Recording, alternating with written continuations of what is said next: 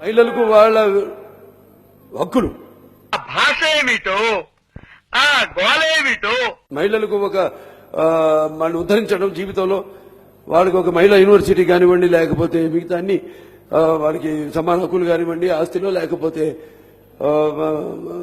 ఒక్క ముక్క అర్థం కావడం లేదే. కాంతం, నీకు ఆయన చూస్తుంటే మన చిట్టి గుర్తు రావడం లేదా? లేదండి. నేను చెప్పడం జరిగింది, ముందు మాట్లాడటం జరిగింది. దాని మీద ఒక సినిమా కూడా నాన్నగారు చేసే సినిమా. దయచేసి ఒక్కసారి గుర్తు తెచ్చుకో కాంతం. నాన్న చిట్టి అని నువ్వు నోరు తెరిచి అరిచావంటే వాడు కథాపేసి పారిపోతాడు, మనకు మనశ్శాంతి లభిస్తుంది. నేనే నిర్మాతకు చెప్పి ఆ చిత్రం చేయడం జరిగింది. అది పవిత్ర ప్రేమ సినిమా అనుకుంటాను. కష్టం అండి, మన చిట్టి ఎప్పుడు ఇలా కథలు చెప్పి బాధ పెట్టేవాడు కాదు. దాంట్లో నా వల్ల ఒక అన్యాయమైన స్త్రీ, నాకు తెలియకుండా ఆ అమ్మాయి అన్వేషణలో నేను ఆవిడకి ఒక గుడి కట్టించడం,